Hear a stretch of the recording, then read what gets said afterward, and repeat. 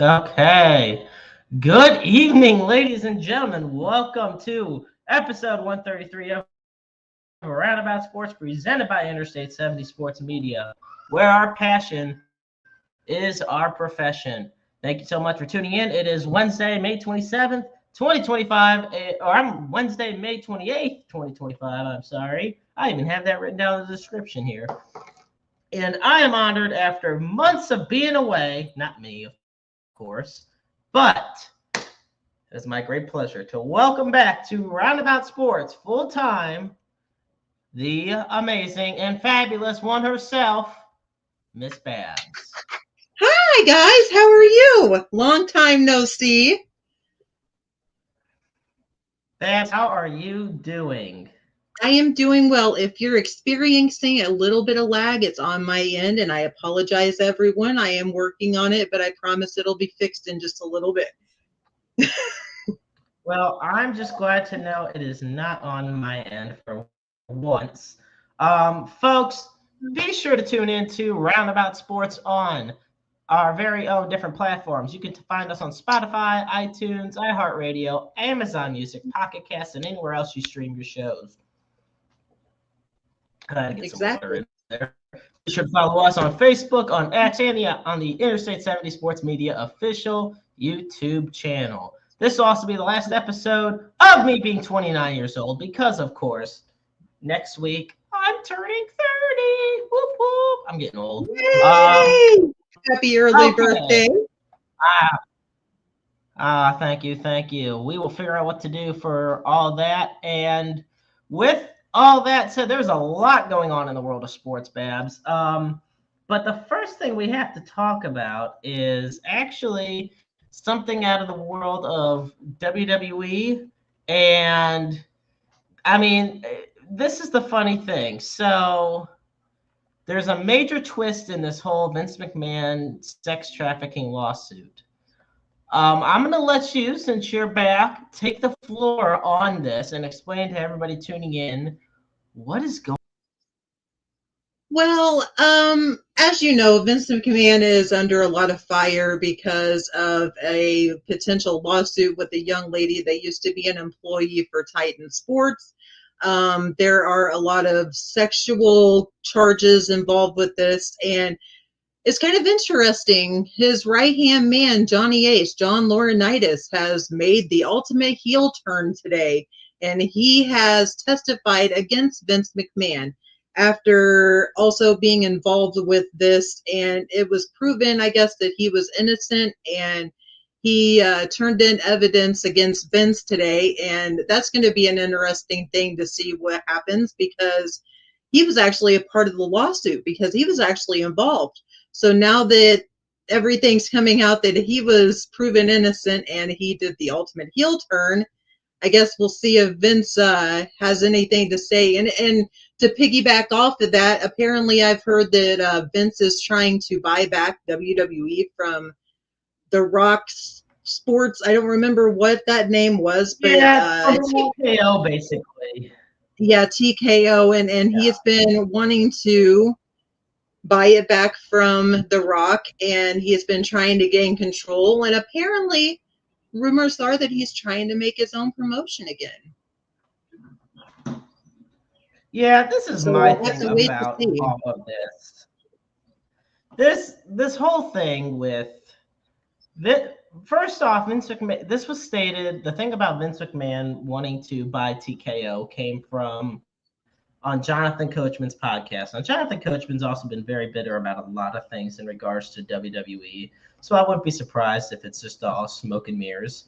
Also, I want to say, yeah, John Laurinaitis. Now, keep in mind, and you had stated that Janelle Grant, she alleged that Laurinaitis McMahon subjected her to years of sexual assault and coercion. And WWE star Brock Lesnar was also named in the lawsuit. Now, Laurinaitis says, quote, or the statement says here, quote, via Daily Mail, that Laurinaitis has agreed to cooperate and provide evidence in Grant's lawsuit against Vince McMahon. His agreement to a confidential settlement is a pivotal next step toward holding Vince McMahon and WWE accountable and bringing justice to Miss Grant after years of abuse and trafficking. Yes, and it's very interesting because those are some pretty hefty charges. Yeah, and it's just, I kind of wonder what the Bella twins and their mom have to do with John's involvement with this now, because the Bella twins are very involved with the WWE, and they're on a Legends contract and all of this, and and if anybody doesn't know, he used to be married to Nikki and what's the other one? Nikki Bree. Yeah, Bree. Nikki and Bree. He was married to their mom, and they recently just got divorced, I think, after all of this came out. So yeah, it's just kind of interesting. Maybe he did that just to stay face with them, which I totally understand. I mean, you've got 3 people's lives compared to your own. You know what I mean? So. Right.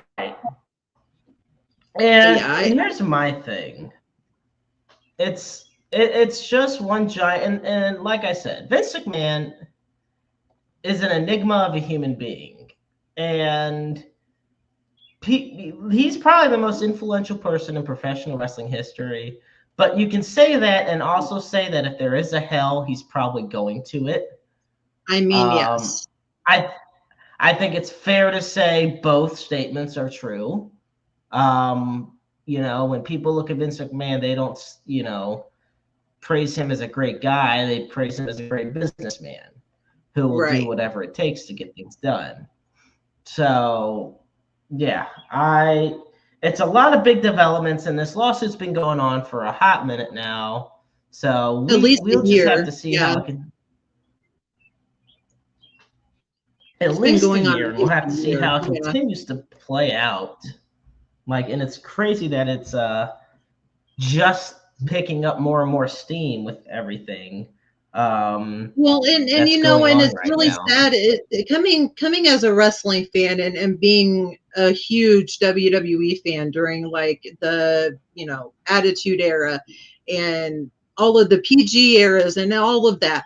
It's just really sad to see someone's legacy that's been so much a part of my childhood get tarnished because of all of this, and I wish that things could have turned out differently. Yeah, I get it. I agree with that.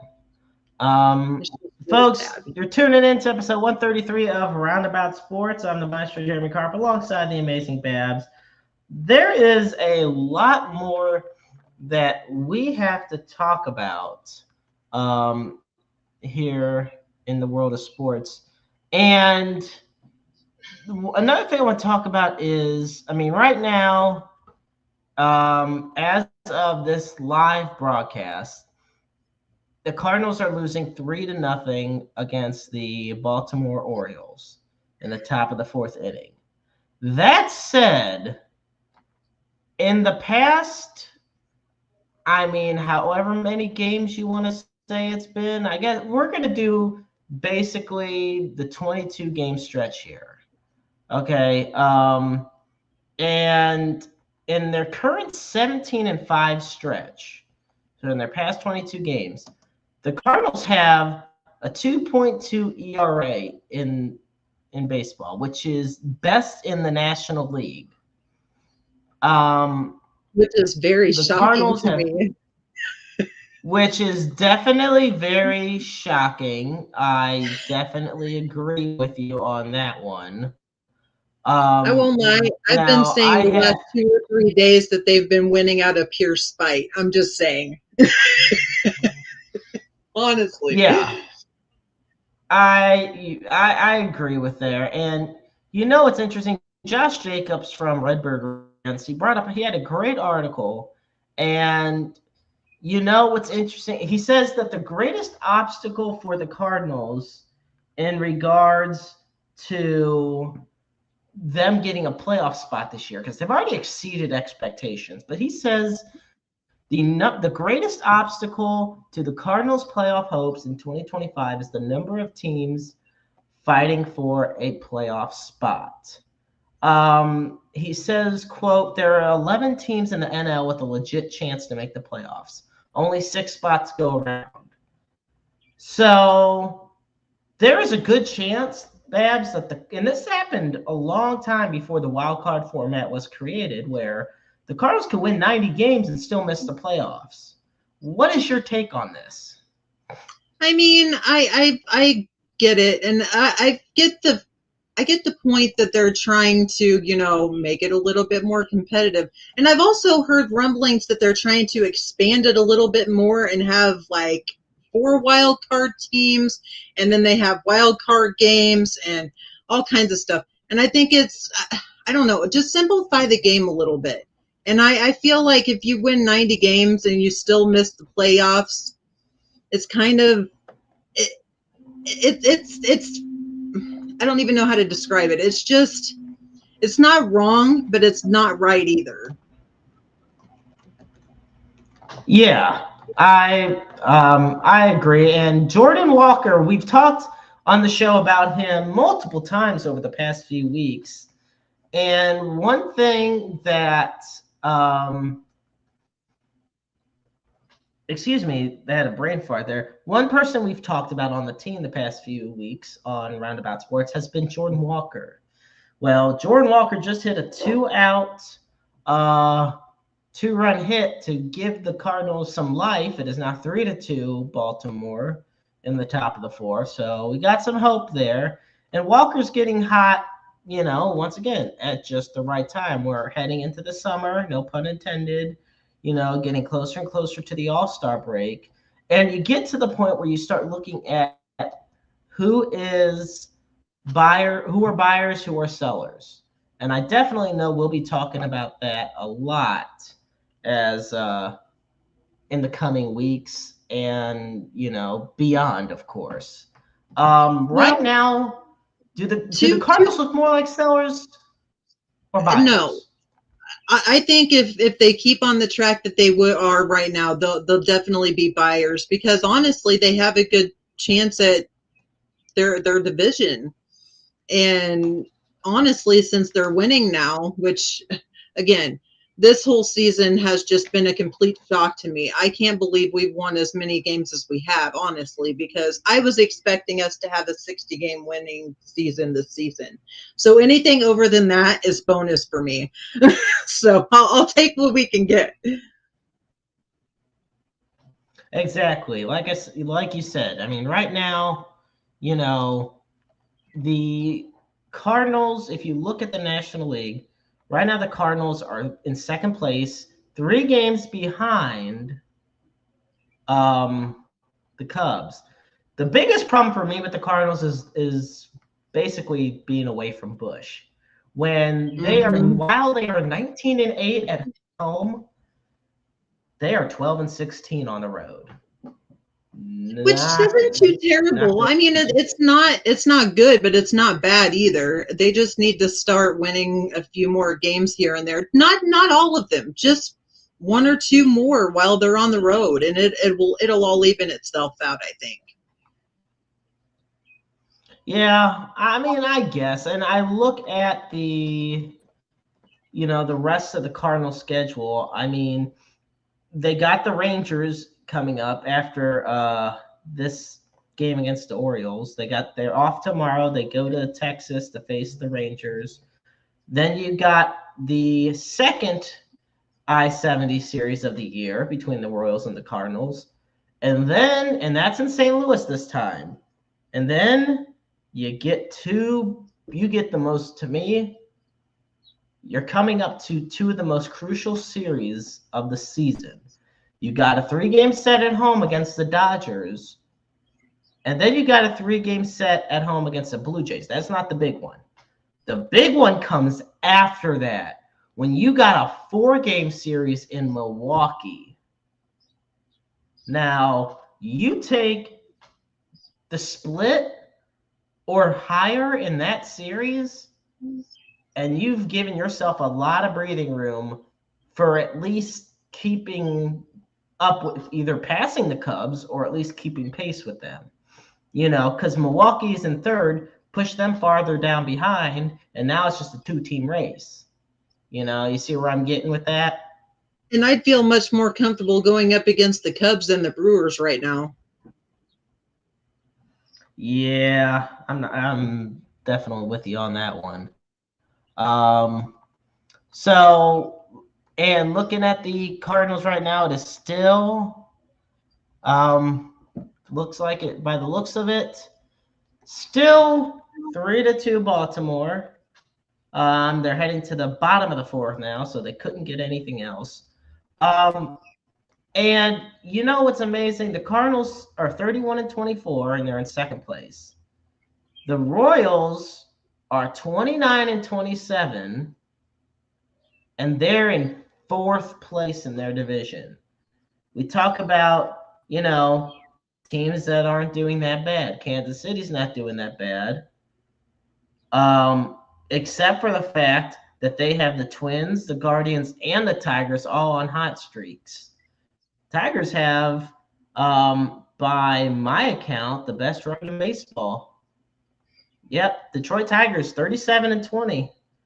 So yeah, the Tigers are going ham this year. That's amazing to see for me because they never win anything, and if they can at least win something, I'd be happy because they're one of the teams that haven't won since 2006 or 4. I can't remember. I mean, they made the pennant in 2012, I believe it was, against the Giants. Because I was gonna say, yeah, it was the 2012 World Series, but of course the Giants swept them that year. And it's what's crazy? It's the most recent. Hang on, it's the most recent World Series to end in a sweep. Although I really thought last year's was going to be a sweep as well with the Dodgers and Yankees. I thought the Dodgers absolutely would have wiped the floor. But Yankees were able to get one out of it. They got one out of it, so we'll give it to them that. You said that was 2012? Yes. Giants in their even years. You know what? I don't understand it. Yeah, the Giants and Cardinals alternated pennants those years. Now, what's interesting? I'm looking at this highlight of Jordan Walker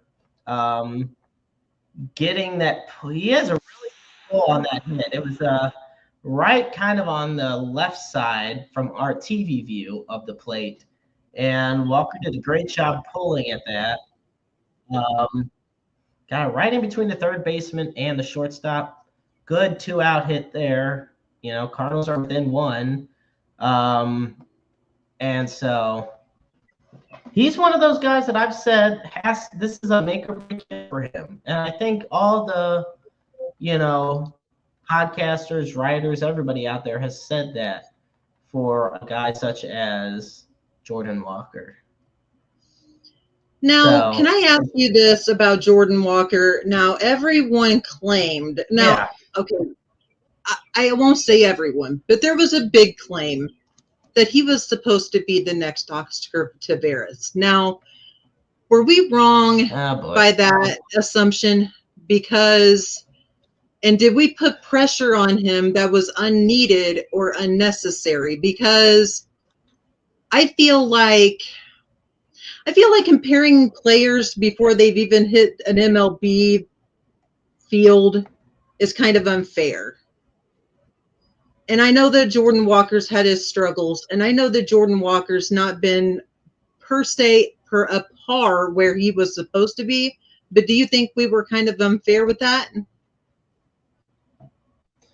Okay, so this is my thing with that. That's a good point. And I look at Jordan Walker. I don't think it's bad to consider him in the sense of when you're hyping up somebody, saying they're the next Oscar Taveras as far as minor league prospects go.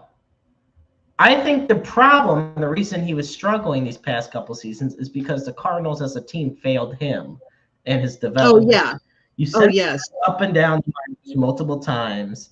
Now, I will say this, of course, and you know this as well as anybody, Oscar Taveras tragically died to where, he didn't make it past his rookie season. So it's hard to do a sample size comparison type thing. All you can go off of is the minor league hype of a guy coming into the majors, which with Jordan Walker, it was a very big deal when he came to the major leagues. And he shined his rookie year. Has hit a bit of a slump the past couple seasons. But once again, and I talked about this with the coach Lynn Hart last week, having Brant Brown on the team very well could have saved the Cardinals as the new hitting coach. Turner Ward was not that guy. Calling him up and sending him down to the minors, and that being Walker, was not good for development. So I look at where he's at, and I think he's got a chance to bounce back. So I understand where you're coming from on the whole putting pressure on him, but he's also somebody that to me seems like he can handle pressure. That's very true. Better than I don't know if it's on my end or if it's on yours, but you're very laggy, Jeremy. Could be on both. Hang on. It's like you're about 10 frames per second, I think. Oh goodness. Well, am I? It might be my internet too. Clear? Yeah, I've got like 4 different things going. I've got 4 different things. I've got the Cardinals game going. I've got a couple of other things going on my other monitors here. But it's I don't know. It's just started, so it's okay. Okay. I think with everything going on lately too, connections just been a pain in the ass in general. Oh yeah, and just in case if anyone hasn't heard, St. Louis a couple of Fridays ago had an EF3 tornado hit. There's been a lot of recovery efforts down in the north side and down by Kings Highway and the Loop and down by the zoo and a lot of stuff. So if you can find just a local place that you can donate stuff and take it to, that would be great. And we're Jeremy and I had talked today about getting a list together for you guys for people that you can reach out to for help if you need it also. So be looking on the Facebook page for that. Absolutely. Once again, folks, this is episode 133 of Roundabout Sports. I am Jeremy Carper alongside Babs. And, I want to talk about another player to me that has absolutely thrived thus far this season with the Cardinals. And I'm not going to lie, and he's back now. He was scratched on Tuesday, but he's back now. And that's Brendan Donovan. Brendan Donovan he's 28, but he leads the National League in doubles, and he's on pace to hit more doubles than Stan Musial did in 1953.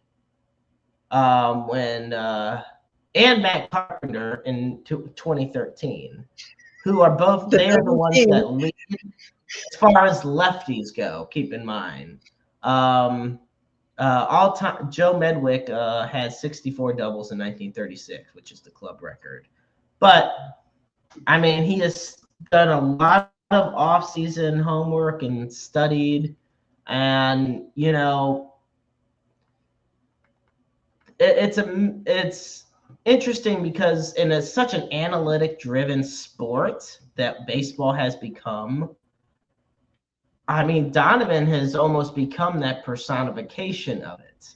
And in my opinion, it has led to him being at the point where he is in talks for the National League MVP. Granted, it's still May, but it's early talks. Right. Yeah, and it's just, I think everybody's flourishing. It's not just one person, and it's like I told you earlier. It's been very shocking to watch. It's been very shocking to see them go on an actual winning streak for once. Actually, have more than one winning game in a row, and that's great too. And I think everyone's starting to come around, and I think everyone's starting to find their niche, so to speak. So it's really awesome to watch, and I'm very happy, and I'm getting very excited for baseball again. There was a few years that I was kind of complacent about it, and I don't want to say this too prematurely, but I also want to, just because I want to put it on the record, but I feel like people are playing better because they know that the front office is changing next year. Yeah, I'll say it. I think that's another thing. I'll say it. I mean, fair enough. I mean, it's interesting that MajorLeagueBaseball.com, they created their all MLB teams for the first 2 months, and they predict by the end of the season he will be on the all MLB second team already. And he's probably been the biggest head turner on the team.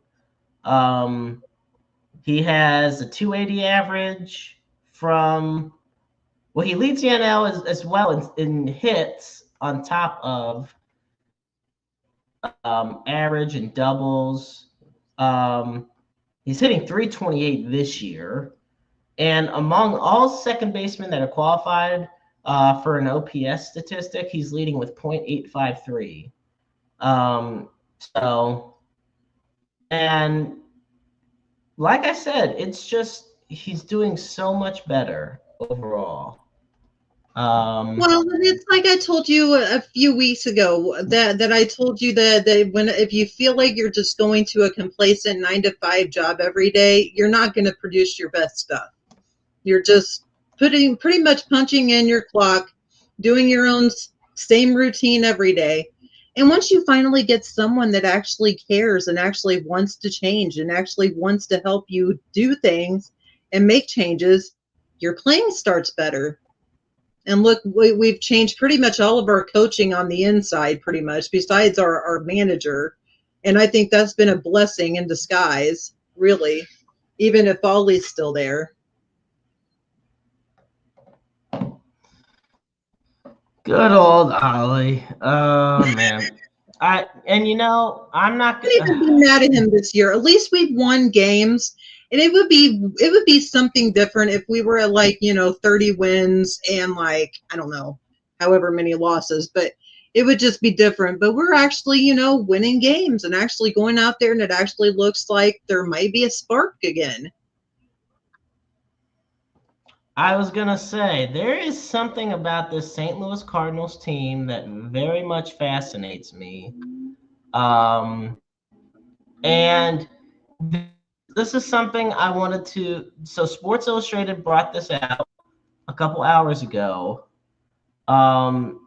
They are predicting that the Cardinals will trade away Ryan Helsley this offseason. I'm sorry, this season. In return, they would get, among a couple other people, Adalis Garcia from the Rangers.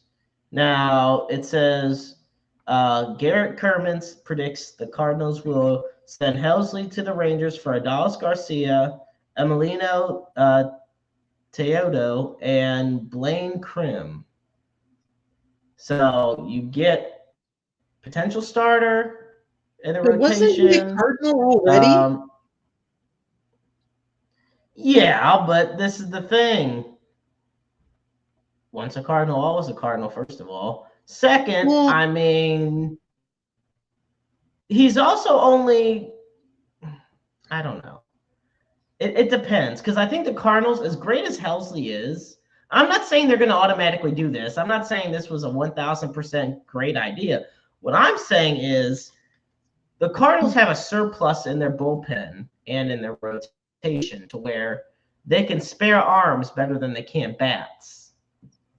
And yeah, but you don't want to get rid of your best arm in your bullpen, though, and especially for a one postseason win guy like Garcia.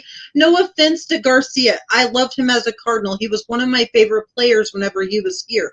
But let's be real, though.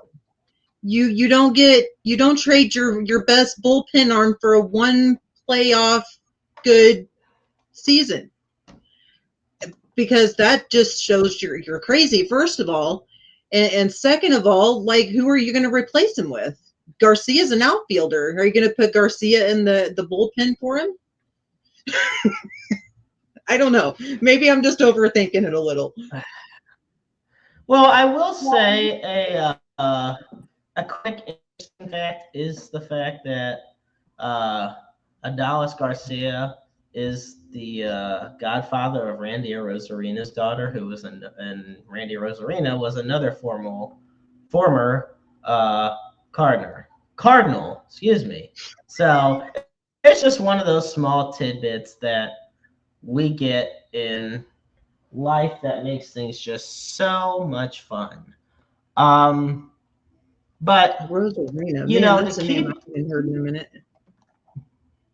There's a lot of interesting, tidbits with, and right now in the top of the fifth, it is 4-2 Baltimore. I was just getting ready to say. I keep looking over to the side. That's where the Cardinals game is, and I'm sorry, guys. I'm kind of keeping up on it too. Well, you know what? This is an interesting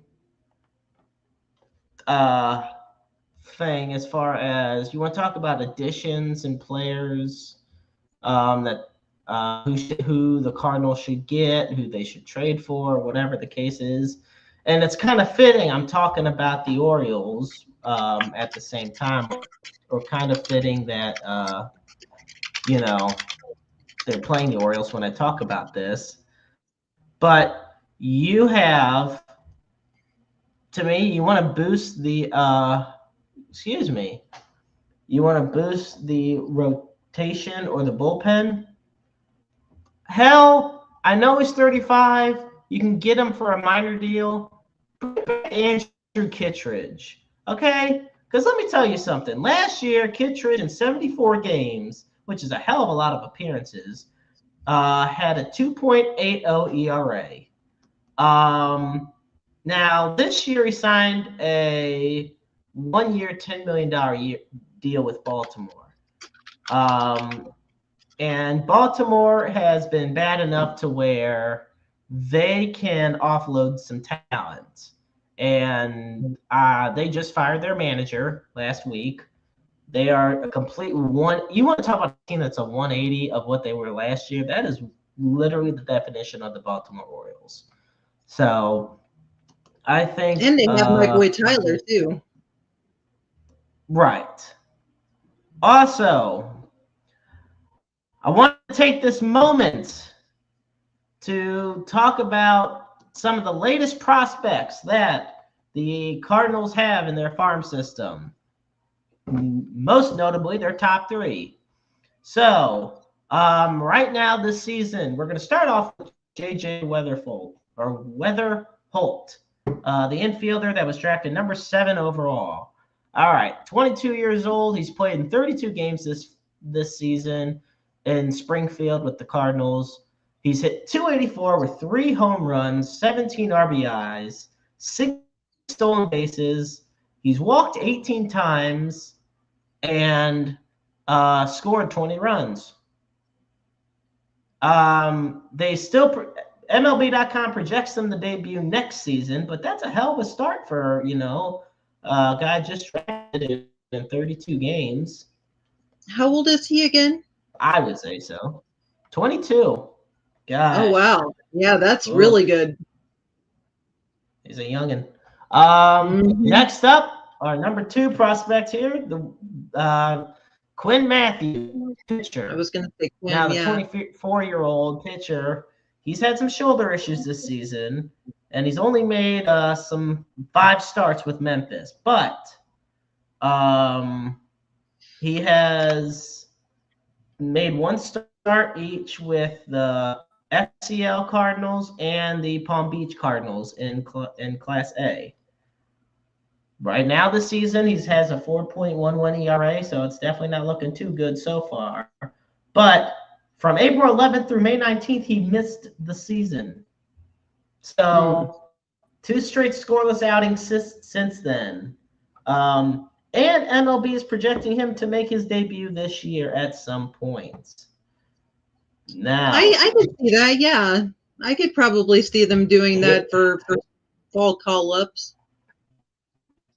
Here comes the big one. Even though he's not listed as number 1, here comes the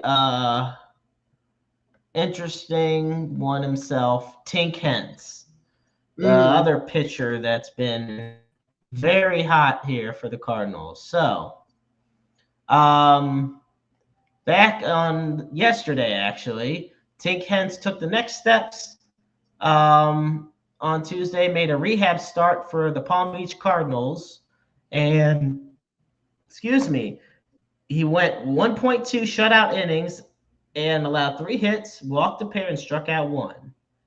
His fastball got up to 96 miles an hour. So for a guy dealing with some shoulder issues, not too shabby. And he made his first appearance of the season back on May 21st for the Cardinals in Palm Beach, and he didn't allow a run then either. So for guys such as Matthews and Hence, not too bad for the sample size that we're getting. It's just they got to deal with these injuries. They got to get over these injury hurdles that they're. Well, and I'll say this though, it seems like it's not just a Cardinals problem with the injuries. It seems like it's an MLB problem with the injuries. Because a lot of people are getting hurt, and a lot of people are just, and I wonder if, I don't know. I've always wondered if it's just kind of coincidental, or if it's just something that needs to change, like health-wise, like the way they do things, Right. Well, I also have a couple other players in the farm system I wanted to talk about, because you had said that the Cardinals very well can be buyers now that they are thriving, are in the sense of exceeding expectations. And so, hang on one second. Anyway, I hate when my brain does this. ADHD at its finest, folks. Anyway, we talked about I'm the same way, and I'm so sorry. We talked about the Cardinals being buyers, but in the process, that also means there's prospects that could be on the hot seat that can be dealt in trades. Yes. Now, to me, I'm going to be honest, there's one player I think that can really be of high value, and that's Jimmy Crooks from the Redbirds. Crooks is the number 4 prospect on the Cardinals. And honestly, last week he had a good stretch of going 7 for 18 at the plate, which is a 389 average for those keeping score at home. And in 5 games, he drove in 5 runs and scored 4 times. His on-base percentage is 450.455. Another guy, Springfield in Double-A, outfielder Nathan Church. He, in the last 11 games, he's hitting .404 with 3 doubles and 2 home runs and 7 RBIs. On top of that, he's gotten 4 stolen bases. No, this is just his last 11 games. Oh, wow. So, and 13 runs scored and 4 stolen bases. So these are just 2 of multiple guys that are on the hot seat and can provide great value for any team that decides to pick them up. If the Cardinals potentially deal them, they'd be beneficial for whatever team could acquire them. Now, see, I see them dealing Tink Hints before they do Helsley. And the reason why is because, no offense to Helsley, but I think Tink has a little bit more of a value than Helsley does. Well, and I don't mean that in a wrong way. I just mean that in oh my gosh, he's a huge prospect. Yeah. Yeah. Like I said, it's also age related too. I mean, Helsley's 30 years old, and hence definitely not 30 years old. You know, no, so like, what, I get it. Maybe Tink Hens is 22. Oh, he's 22. Oh, okay. Wow, gosh, they all look so young to me. So. I'm getting so old. Oh yeah. So I'm going to tell you my opinion on the biggest prospect the Cardinals that's on like the hot seat for the Cardinals. Whether I get his name right remains to be seen. I'm going to do my absolute best. So, Reniel Rodriguez. Okay, he's a catcher. Now, I'm going to explain to you why he, to me, is on the biggest hot seat. Him, there's two reasons. One is on him and the other is not on him. So, okay. Rodriguez's name was popping up on a lot of prospect ranking lists for the Cardinals, and he was a top 10 guy. And there was people who were skeptical of it because he was only in the Dominican Summer League, you know. So there was a lot of underlying data that was not available. Now, I will say this, and you want to talk about feeling old. Rodriguez is 18 years old. So here's my thing. I'm just gonna go buy a coffin tomorrow. Yeah. In rookie ball last year, he had a 1.145 OPS in 41 games. Right now, he has hit 6 home runs in 12 games. He had hit a home run in 4 straight games, and he was the FCL Player of the Week in May 19th for his efforts.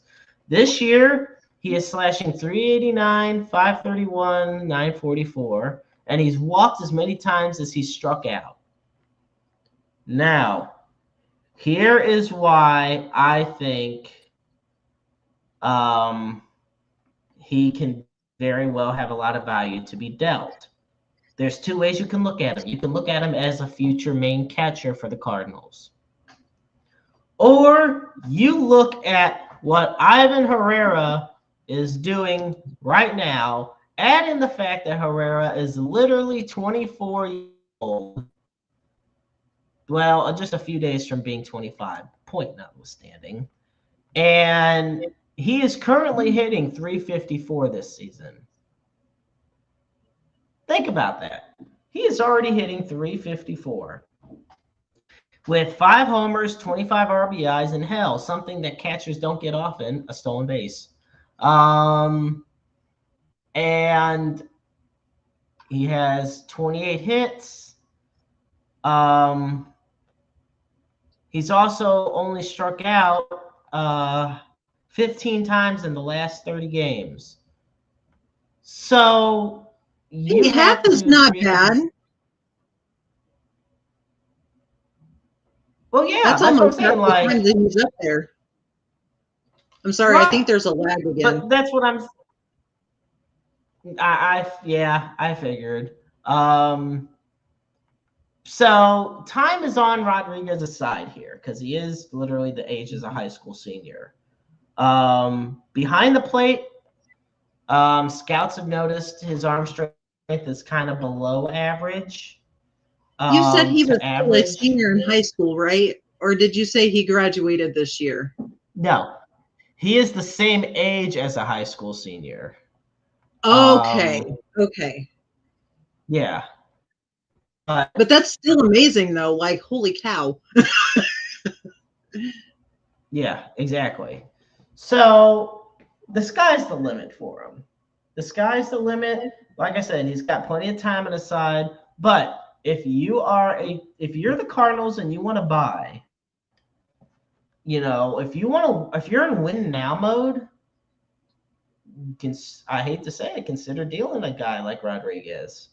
Yes. You get a guy, like Rodriguez, and maybe trade a player on your major league roster. Get some good guys in return. See what happens. But the Cardinals right now they went from being, hey, we're cutting payroll, we're being cheap this year, to holy shit, we have a chance to really make some noise. Yes. And I hate to say this, but I honestly think Mo's going to do one last big hurrah right before he leaves, just to be able to say, well, look what I did when I left, though, for you guys. I'm not even kidding you. I'm not being that smart either. I'm just saying. I get it. But what do you all right, I'm going to give you the floor on this. Tell me Yes, what you think Mo's last move will be. What do you let think me. Mo's He's either gonna turn into Johnny Laurinaitis and turn heel, and he's gonna trade Nato, or he's gonna go out the hero, and he's gonna do something huge for us and get a huge player for the Cardinals, just so he can say, well, look what I did for you guys, though. You guys can't be mad at me anymore. Well, yes, we can still be mad at you because you still cared more about Ballpark Village than you did the team on the field for like 5 years before then. So I feel like this might be his last little right before he leaves. And I'm not trying to be a smartass, excuse my language, but I'm just saying that it does smell like a Mo move for sure. For sure. All I know is I heard you talking about Lake DeWitt or the site of the former Lake DeWitt, and I don't appreciate the slander. Yeah. Well, I'm just saying, at least someone's not afraid to say it and not, afraid to. I'm just saying, I feel like Mo's going to do one last hurrah thing before he leaves, just so he can, pat us on the head and be like, there. It'll be okay. No, it's not okay, because we still remember the last 5 years before then. Gosh, he should have been gone probably in 2020. I'm just saying. Even before then, really. Right. But I also wanted to bring up one more thing before I forget, because I don't want to. Go for it. Yeah. Netflix is bringing a series to their platform starting September 19th, and it is for the St. Louis Cardinals. They're doing one on the 2011 team. They're doing one on the Molina family, and I believe they're doing one that's called Second Chances, and it's about the Beck family that used to be here. I think it's like I said, it starts September 19th, and it's going to be running on Netflix, and I'm really excited for that. I think they said that they're doing a test run to see how it works, but if it's very successful like they hope it will be, I think they said that they are going to be approved for another 5 more series episodes. So we'll have to look out for that. But it's like I said, it'll be for the 2011 World Series, the Molina family, and the Beck family. That is interesting. The Molina family is one of the legendary families of baseball. I mean, And he's got a new book coming out in Major League Baseball. Yachty does, or Benji? Yachty's got a new book coming out soon, and it's going to piggyback off of the Molina book that was written, I guess, 10 years ago, maybe. I think it has been now. It's gonna delve more into the baseball side of things instead of his personal side, because the other book was mainly for like an introduction to the Molina family. This is actually where they got the idea for the Netflix series. Okay. Mm-hmm. You know what? Okay. I got this is interesting. So hang on 1 second. We're gonna do a little trivia here. Just one. It's one question. I just gotta make sure. Okay. And I lost I gotta make already. sure I have all. Yeah. It's a Molina one. Oh, okay. So you're gonna get a kick out of it. I should know it. If my soccer senses are still as good as they used All to right. be. All right. Here we go. So obviously we know the three Molina brothers. Well, Mm-hmm. um, they all did a great job at stopping people from stealing bases, Mm-hmm. but sometimes they had their own fun stealing bases of their own. Now, Mm-hmm. which Molina brother had the fewest amount of stolen bases? And for the hell of it, how many did they have? While they were catching, or while they were actually batting? Okay, what, while they were catching? No. Like while they were playing, like while they were a Oh, base while they runner. were, okay. I'm gonna say it's Jose, and I'm gonna say that Okay. he had the least at maybe 13. So, who do you think led the Molina brothers? And give me your guess. I'll say Benji, because Yachty can't run very well, and we all know this, and Benji's a little faster than Yachty. So I'll say Benji, and I'll say that he had, over the course of his entire career, I'll say 200. Okay, well, the first thing I'm going to tell you, this is where it gets fun. If you combine this, first off, you were wrong on both. Second off, if you combined all three brothers, you wouldn't even get 100 stolen bases. Oh! So, leading So I guess the all the Molina brothers can't run. Leading the Molina brothers with 71 career stolen bases, Yadier Molina. Oh, okay. In second place with 20 stolen bases, Jose Molina. Hey, at least I was close on Jose. At least I was there. I said 13. I was close. No, this is where it gets better. This is the best one.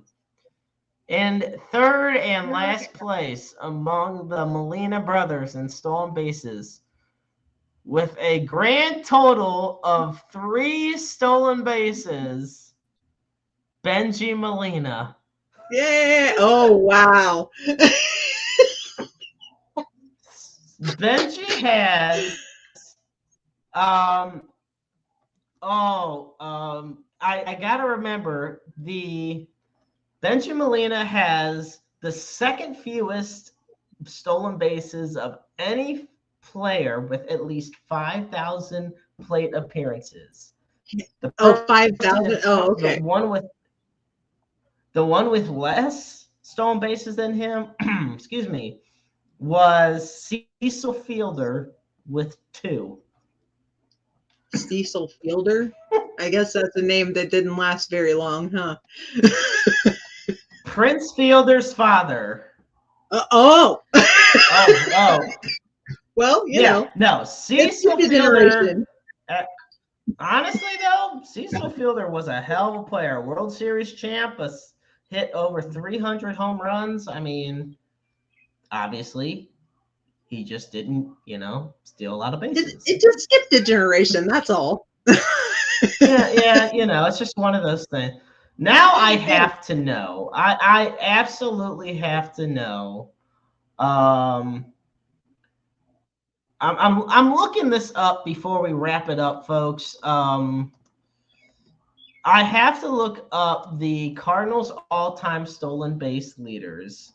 Obviously, we know who's at the top in the top few, but I gotta see some of the guys that Yachty is ahead of. Now here's a really I quick need to question know. for you. How long has Yachty been gone? He retired in 2020, right? Hang on 1 second. No, because One? there was crowds when he retired. 2022 was his last year. Okay. So in just the last, let's see, 22, 23, 24, in the last 3 years, has our attempts to steal on us gone up since Yachty's left, or is it still kind of down here? Because I know in the entire MLB, the Cardinals were the least for the longest time, because I think there was only like 725 times that people had tried stealing on the Cardinals in like the last 20 years because of Yachty. And I wonder Right. I wonder if that's gone up now because, well, it's not Yachty anymore. But Ivan's it's gone up, but it's not like it's gone up, but it hasn't skyrocketed. We're still among the top 10. And okay, I have finally found some players that Yadier Molina had more stolen bases than.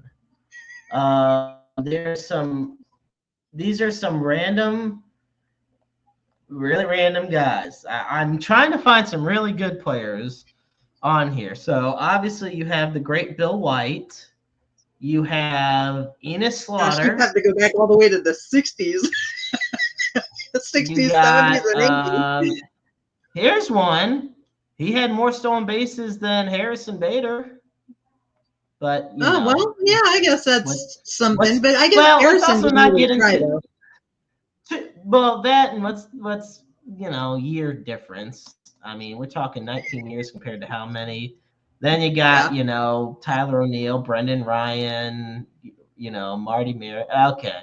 Oh, this one breaks my heart. Fair, though, love him. to be fair about Harrison Bader, at least with Bader, at least you're getting a speed demon from it. So at least if he's trying with all of his might.